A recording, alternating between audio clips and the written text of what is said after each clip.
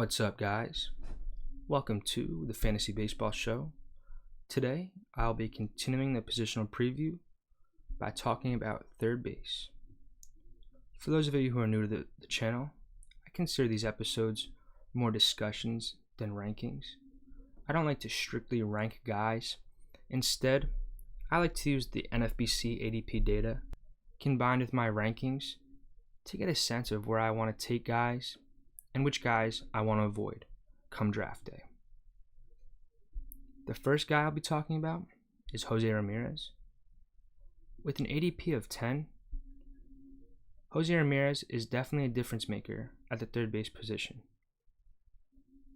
With the potential to steal 30 bags and a low side of 20, there's no other third baseman besides maybe Cavan Biggio that can help you so much in such a scarce category.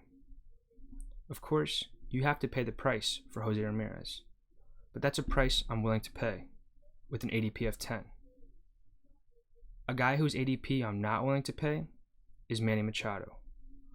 Machado is being drafted at pick 45 this time last year. Of course, he had a great 2020, but there's no value to be had at this ADP. Even if he repeats 2020, he'll probably end up getting drafted later.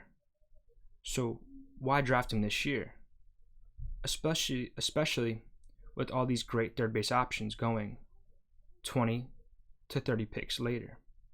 Guys like LeMahieu, Arenado, Bregman, Devers, Rendon, and Biggio. I know the Padres lineup is great and Tatis has brought some new excitement to the team, but I'm not too fond of taking Machado at pick 22. LeMahieu, though, at pick 31, now that we know he's definitely staying with the Yankees, is a guy I'm more and more thinking about targeting. I was a little skeptical and scared that he wasn't going to stay with the Yankees because I don't think he has nearly the amount of power output if he leaves. But 25 home runs seems very safe, and he's safe to hit at least 300. He's a former batting title champion. With first, second base, and third base eligibility, and in that loaded Yankees lineup, I definitely do want to target DJ LeMahieu, but I'm not too particularly concerned with getting him, and I'm not really worried if I don't, because as I said earlier, the top of this position is pretty deep.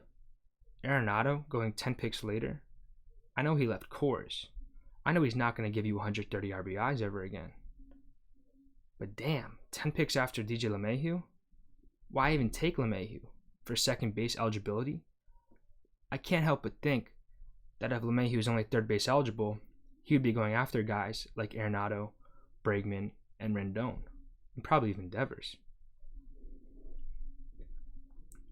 I am concerned Arenado won't be able to have those 130 RBIs, but 30 home runs, a 280 average, 100 RBIs, yeah, he's still going to give you that. And going 10 picks after LeMahieu, I'll take Arenado there. I mean, guys, we're talking about a guy who used to be a perennial first rounder. 12th pick almost every year, 13th pick almost every year. He had a little bad season in 2020, now everyone wants to write him off. I'll definitely take Arenado at pick 42. Bregman, pick 43. I'm not a big points league guy, but if you're in a points league, Bregman is immense value at pick 43. I can't imagine being able to get him that late. He walks more than he strikes out. The homers are nothing crazy, but he's as safe as it gets. Again, though, you have guys like Devers and Rendon going 2 to 3 picks after him. I personally would rather have both those guys because they have higher power floors and because they're coming off of better seasons than Bregman is. Especially Anthony Rendon, who got a late start to the season but still produced great numbers as he always does.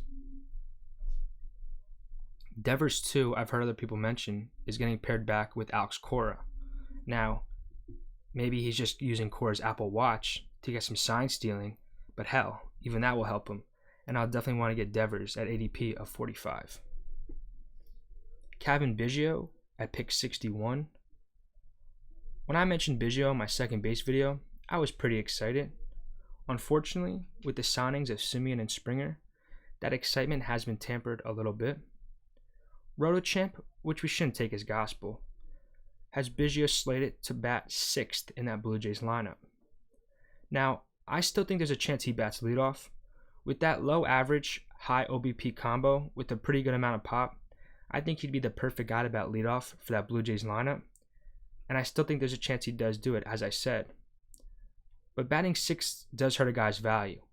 And I can't think of any other hitter being taken this early that's going to be batting 6th. That being said, Biggio is a perfect 20 for 20 in his career for stolen bases in 650 plate appearances. That's basically a full season, so I see no reason not to expect 20 stolen bases from Biggio this season, with maybe even a high of 25 if he's batting 6th and they let him run. He does have second base and outfield eligibility combined with third base eligibility, so that does increase his value a little bit. But keep an eye on where the Blue Jays are planning on batting him. And also, I should say, with those two signings, especially with Semien, I don't know if he'll get the same amount of plate appearances he'll have, and that definitely hurts his value. So I'm not nearly as excited to draft him as I once was, but those steals still do have value, and he still will get at least 15 steals. But be careful. The plate appearances are not there like they were before with those two all-stars they just signed. Next up, going at pick 81 is Eugene Suarez. I'll do something I like to do a lot and make a comp. Eugene Suarez going at pick 81 compared to Matt Chapman at 110. Both guys are lowish batting averages, 40 home run potential, which means 90 RBIs, about 85 runs. But one of them is going 30 picks later. So tell me, why take Suarez at pick 80 if you could take Matt Chapman at pick 110? There's no good reason. That's not to say I'm crazy about Matt Chapman, but what that tells me when I'm doing a draft is that if I find myself wanting to take Suarez, to remind myself that I can get Chapman 2 rounds later. Yoan Moncada going at pick 85. I think people thought Moncada was going to be a 30-30 guy coming up, but it's really looking like 15 stolen bases will be his max. I have heard people say that he was riddled with COVID in 2020, and he said himself that he felt weak. And I think the guy meant that. I think he really did feel weak. But I can't justify taking Yoan Moncada at pick 85 when McNeil, Bohm, Muncy, Chris Bryant, and Ke'Bryan Hayes are all going after him. To me personally, and let me know if you disagree, that's just putting Moncada on my do not draft list. When I'm looking at the draft board, his name does not even register in my brain. I skip right over it. There's no reason to draft Moncada at pick 85. Too much risk, not safe enough, I don't know what I'm getting. The opposite of that is Jeff McNeil. With an ADP of 92, second base, third base, and outfield eligibility, and with the newly acquired Francisco Lindor batting ahead of him, I think McNeil might hit 100 RBIs for the first time in his career. And that's saying a lot for a guy who a lot of people call a slap hitter with no pop. I think McNeil is honestly pretty comparable to DJ LeMahieu. I said that in my second base video. And I think one of the reasons I don't find myself drafting LeMahieu is because I can get McNeil 60 picks later. I do know Citi Field's a hard ballpark to hit homers in, but McNeil has shown he could hit 25 home runs. He has that skill. He has a skill to hit 300. I really do like McNeil at this value. But if you want a guy who has eligibility but hits more home runs, take Max Muncy at pick 107. First, second, and third base eligibility, going 15 picks after McNeil. Muncy's a pretty safe bet to hit 30 home runs with 100 RBIs in that stacked Dodgers lineup. And with Kiki Hernandez leaving, Muncy should be playing second or first base every day. He should get the most at-bats he's ever gotten for the Dodgers. He did have a down year in 2020, but I'm not scared to draft him at pick 107. A guy who I'm definitely not scared to draft going in between McNeil and Muncy is Alec Bohm. Alec Bohm going at exactly pick 100 is a pretty intriguing option, especially in points leagues where his plate discipline really plays up. I talked about Bohm in my top 100 players, and I really do think Bohm will be drafted with the likes of Rendon, Arenado, Devers, and Bregman come next year and beyond, he will be batting second in that Phillies lineup. I will say this, I was expecting to be able to draft him later. I would have never guessed that I'd be drafting Bohm 38 picks before Kris Bryant. And because of that, in the draft I just did, I skipped over Bohm to get Kris Bryant. But Bohm is really a safe, solid option. He does everything well except steal, but that's the usual at third base. Bohm is a pretty safe bet for 25 home runs, 90 plus RBIs, and 80 plus runs with a 275 to 280 average. And I really do think this is the last time you'll be able to get him outside of the top 5 rounds. So get him while you can, because he's only going to get more expensive as he keeps playing in the MLB. As I talked about earlier, Matt Chapman going at pick 110, I compared him to Eugene Suarez, and I think both guys are pretty similar profiles. Eugene Suarez has hit more home runs in a single season than Chapman, but both guys could hit 40, if not 50 home runs in a full season. They really do have some of the rawest pop in the MLB. Nothing crazy with batting average, but when you're hitting homers like that, you're going to get a massive amount of runs and RBIs. Chapman's not a guy I particularly like, but I think that might be a blind spot, because looking at his Fangraphs page, a guy who can consistently pump out 35 home runs and get 90 plus RBIs is pretty damn valuable in fantasy baseball, especially if you pair him with high batting average guys like McNeil, LeMahieu, Rendon, or Bregman, or other guys at other positions. But he really is a solid home run hitter. And like I said, with Suarez going 30 picks earlier, he's a very similar comp who's way cheaper and gets way more value. A guy I really want to focus on in this video is Kris Bryant. With an ADP of 138, I would have never thought the former MVP and Rookie of the Year would be going so late. Bryant was going at pick 45 just a year ago today. I think people forget that in 2019, Bryant had 31 home runs, 108 runs, 77 RBIs with a 280 batting average. I mean, I know his 2020 was bad, but it was 60 games. And I know people are worried about his nagging injuries, but at pick 138, going right before Tommy Edman, I think I'm taking Kris Bryant in all my drafts. Maybe I'm exposing myself too much to him, but I mean, guys, I've never seen a guy go from pick 45 to pick 138, a former MVP, in just a year. I mean, I'm a little younger. I haven't been playing fantasy as much as you guys, but let me know what you think about Kris Bryant. I think this is one of the most surprising things I've seen this year. I remember talking to the guys when the offseason started, expecting him to go around pick 80, pick 100, and people were like, oh, well, if he's going that late, I can't imagine that. I would definitely take him there. I don't think anyone expected him to go at pick 138. Very, very good value for Kris Bryant. And, he's going into his contract year, guys. You know what they say about contract years? You get, who was it? Adrian Beltre? I mean, he had his career high homers in his contract year. I don't know if guys start working out more or what, but there is something to be said for him having every incentive to work his ass off and get the most money he can coming into 2021. So keep your eye on Kris Bryant, pick 138. That's definitely my value pick of the third base position. There are two other guys who I like a lot going past pick 200, who I think will return very good value. But when it comes to being able to return third to fourth round value, I think Kris Bryant is the shoo-in for the third base position. Next up is Tommy Edman. I don't have too much to say about Tommy Edman. Second, third base, shortstop, outfield eligibility. I guess you'll probably play him at shortstop. But even at pick 145, I don't see any reason to draft Edman. Really, no power potential. Never hit more than 20 in a season. 300 average is good. The 300 average is good, of course, but he never really gets the runs and RBIs to really make him too fantasy relevant. That's a guy who's just on my do not draft list. With Arenado coming too, I think his playing time will get crunched.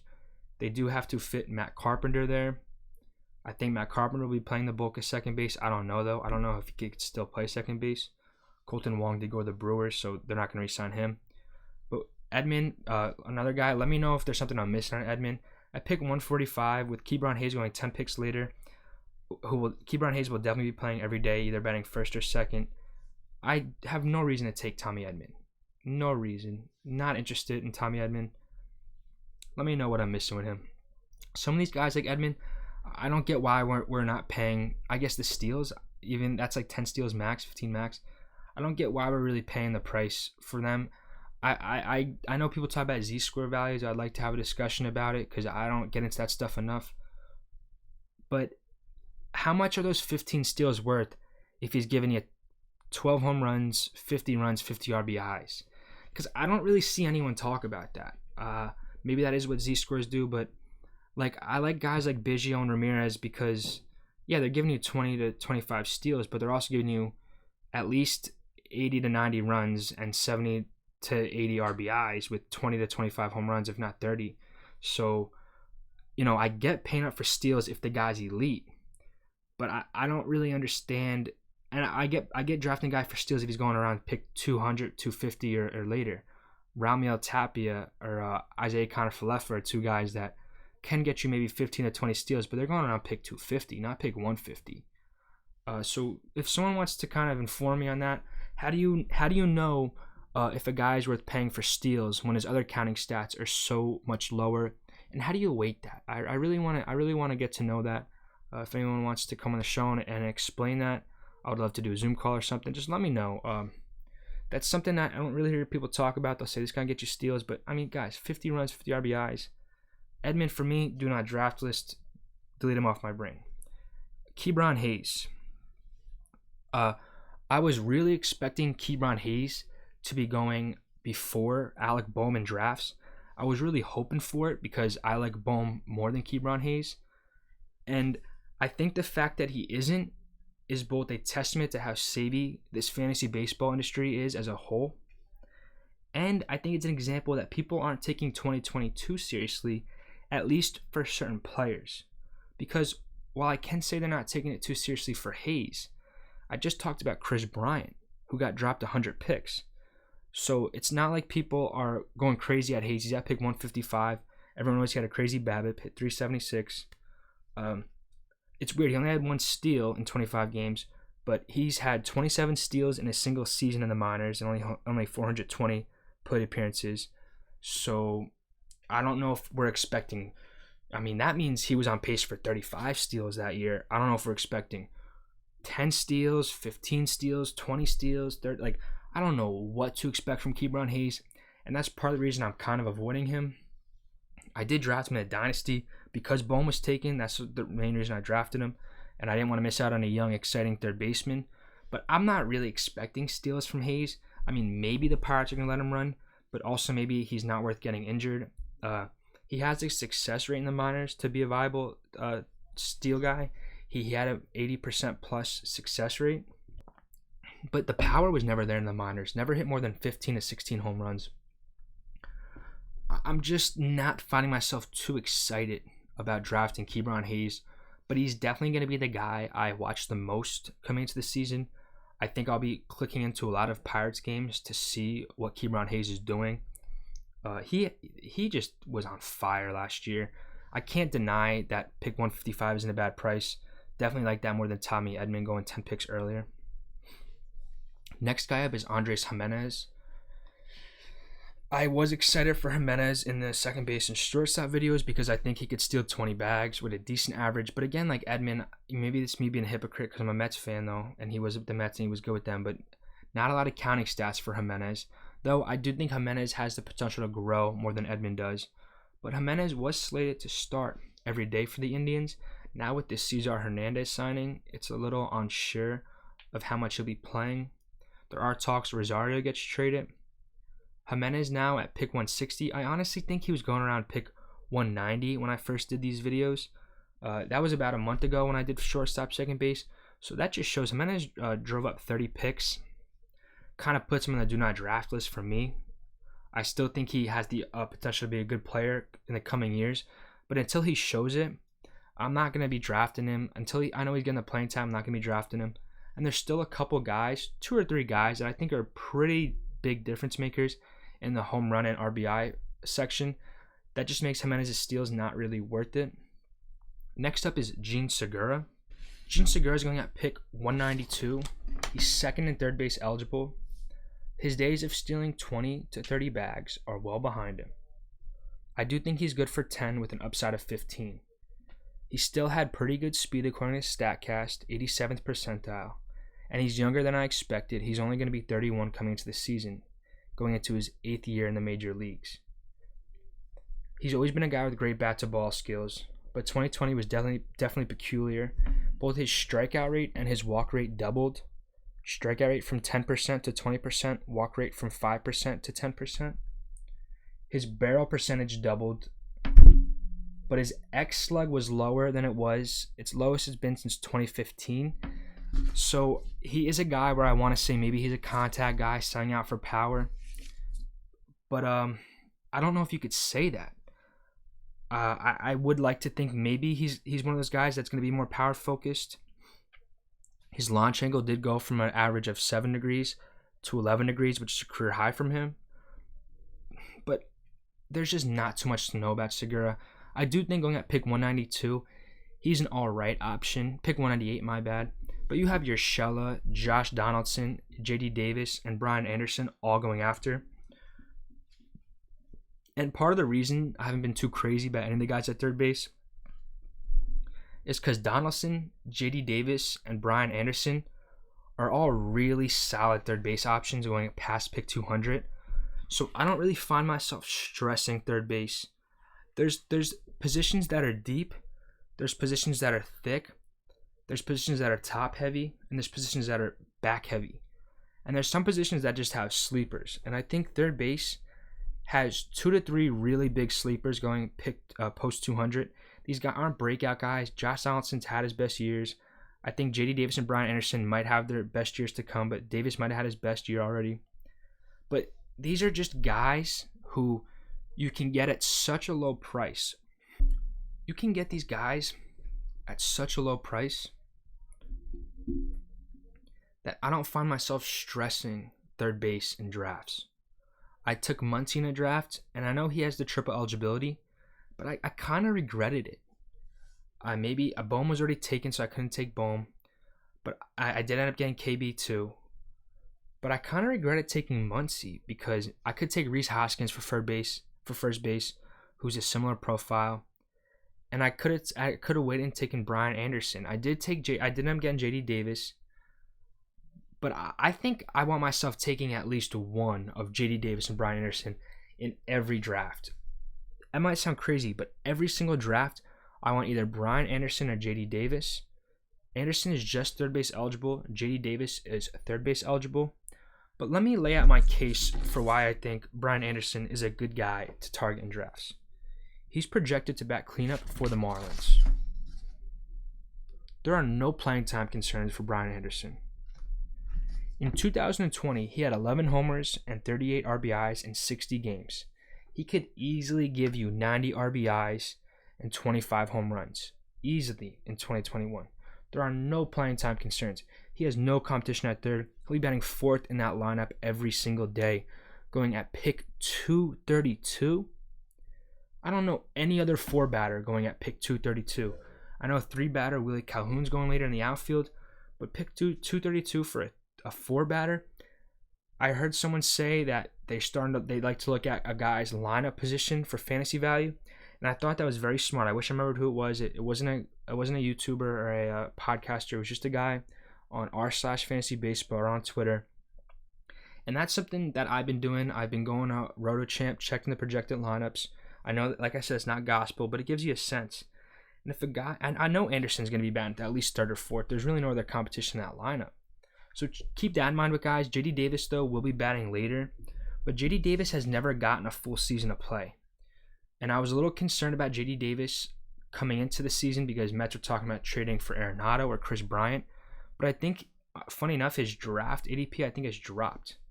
I remember him being around, at least last year, he was pick 185. I thought he was around pick 200 when I first started doing these videos. But he's at pick 219 to 220 now. For those that don't know about J.D. Davis, in 2019, with 450 at-bats, he had 22 home runs, 65 runs, and 57 RBIs with a 300 average and a 370 on-base percentage. I think those last two things are something people don't realize about J.D. Davis. While Brian Anderson's a 250 hitter with a 350 on base percentage, JD Davis is a legitimate 275 to 280 hitter with a legitimate 360 to 370 on base percentage. And he's never gotten a full season. In a full season, I can easily see him getting 28 home runs, 70 runs, and 85 RBIs. It's funny that he's going 15 picks before Anderson, when Anderson's batting in the cleanup spot, with JD Davis probably batting 6th or 7th. Though, like I said, he does have a safer batting average. I think I've talked about these guys enough, but I really want to make the case for JD Davis and Brian Anderson. Going before both those guys, though, is Josh Donaldson and Gio Urshela. Gio Urshela is going at an ADP of 206. But talk about projected lineup spot. He's projected to bat 8th for that Yankees lineup. He really is, though, as safe and as unsexy as they come at this price. Like Brian Anderson, he has no obvious competition at third base. I don't see anything wrong with drafting Urshela at this price, but those two guys I just mentioned, in addition to Josh Donaldson, I really do expect to have better seasons than Gio Urshela. Josh Donaldson, 208 ADP. Draft at your own risk, I will say that. Then again, though, all of these guys get injured, but Donaldson's 35, has had repeated calf problems. He did hit 37 home runs in 2019, with almost 100 runs and RBIs. So he is definitely a guy to keep in mind late in drafts. I think I've been ignoring Donaldson. I definitely want to get a share of him, because even if he just hits 30 home runs in that Twins lineup, that's easily 100 RBIs. I haven't really heard anyone talk about Donaldson. I know he's 35, but he could be kind of like a Nelson Cruz where, was Nelson Cruz ever going this late? Nelson Cruz was always going at least in the top 100.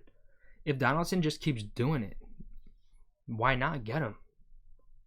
The guy has always been an elite power hitter. I know injuries has hurt his 2017 and 2018, but for him to be going at 208, almost 100 picks after Chris Bryant, that's definitely a guy you got to be keeping in mind in Josh Donaldson. Another guy I want to talk about, skipping through the ADP a little bit, we have guys like David Fletcher, Austin Riley, Will Castro. I'm not really too concerned. I think there's upside in Austin Riley's bat. Never been too crazy about him. A lot of swing and miss. I think he's a pretty decent option at pick 242 if you miss out on JD Davis or Brian Anderson. But I don't think he'll be batting. He'll probably be batting 8th for that Braves lineup, so keep that in mind. Not a big Ryan McMahon guy. Kyle Seager, not really a Kyle Seager guy. But Jeimer Candelario for the Detroit Tigers. He's projected to be batting cleanup for the Tigers with an ADP of 273, first and third base eligible. He had a breakout 2020, but I'm a little apprehensive to say that he's going to be a consistent contributor. I think it's safe to say you can expect 20 home runs, 70 runs, 70 RBIs. The batting average fluctuates a lot from 200 to 280, so I don't know what to expect. But at pick 273 in a 15-teamer, if you need a guy to fill your CI, I think Jeimer Candelario is your guy. One more guy I want to talk about is Isiah Kiner-Falefa. He should be batting first or second for the Rangers, going at pick 280, third and shortstop eligible.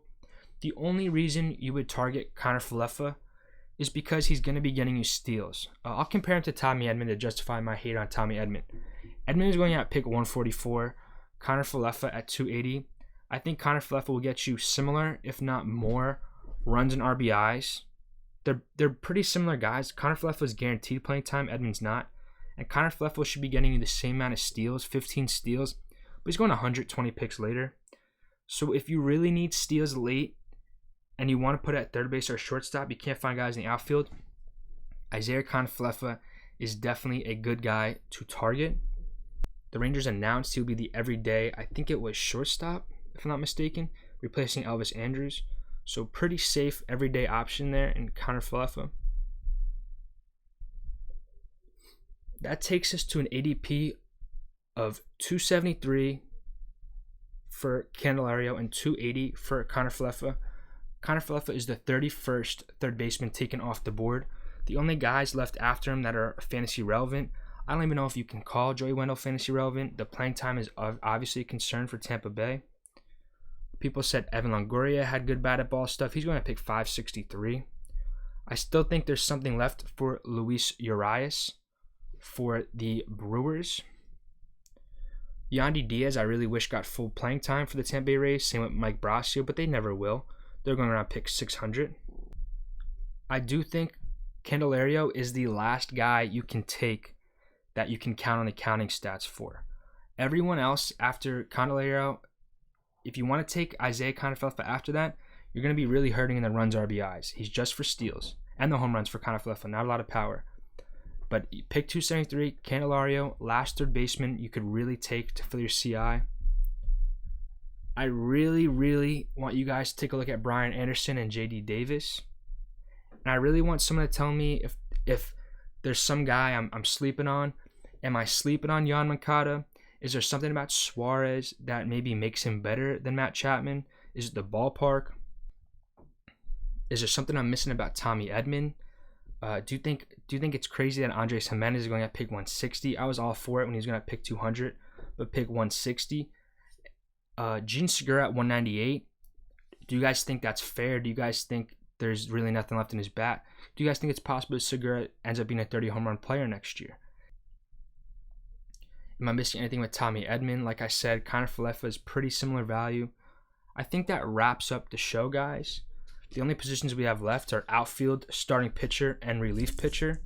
Outfield will be a behemoth of an episode. That's probably going to be at least an hour. A lot of guys to talk about. I really like the support you guys have been given. Really like the conversation I have with you guys in the comments. I like hearing what you guys disagree with, probably more than what you guys agree with, because hearing what you guys disagree with me on, I think helps me realize some of my biases and some of the guys that I sleep on. So please, after all these videos, let me know what guy you think I'm wrong about. Obviously, you can let me know what guys I'm right about. I won't mind that, But I really want to know what guys maybe I'm overlooking, what guys I don't get the full picture on. Like, comment, subscribe. We are on YouTube, iTunes, Spotify. My Twitter and Instagram for the channel are in the description. Please give me a follow. I'll follow everyone back. Love talking to you guys. Hope you enjoyed the video. Spring training starts in 2 weeks. Let's get it, guys. Have a good one.